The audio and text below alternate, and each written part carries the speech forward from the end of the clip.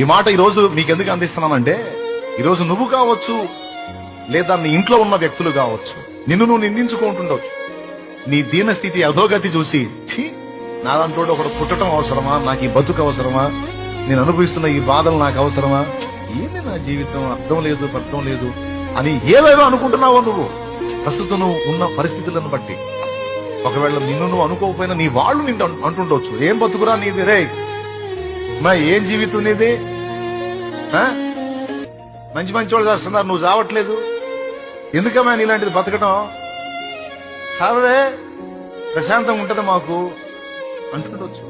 తమ్ముడా నిన్ను కూడా అంటుండొచ్చు, ఏం బతుకురా నీది రే, ఏంట్రా, ఎందుకురా నువ్వు నీ జీవితాన్ని ప్రస్తుత నీ దీనస్థితిని బట్టి ప్రతి ఒక్కడు నిన్ను తేలిగ్గా చూస్తుండొచ్చు, లేదా నీకు నువ్వు అనుకుంటుండొచ్చు, లేదా నీ భార్యకి అలా నువ్వు కనపడుతుండొచ్చు. నేను చెప్తున్నాను నా తమ్ముడా, నీ భవిష్యత్తును దేవుడు ఎలా డిజైన్ చేశాడో, నీ చరిత్ర ఏ మలుపు తిప్పబోతున్నాడో ప్రస్తుతం నీకు అర్థం కాకపోవచ్చు.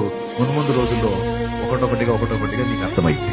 ఏం కలవరపడద్దు, ఏం కృంగిపోవద్దు, ఏం నిరుగారిపోవద్దు, జీవితం మీద విరక్తి పెంచుకుని ఏదేదో ఆలోచనలు నువ్వు చేసుకోవద్దు, అవసరం లేదు.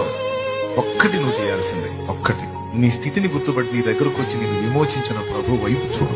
ఆయన వైపు చూస్తున్నాడు, నెక్స్ట్ ఆయన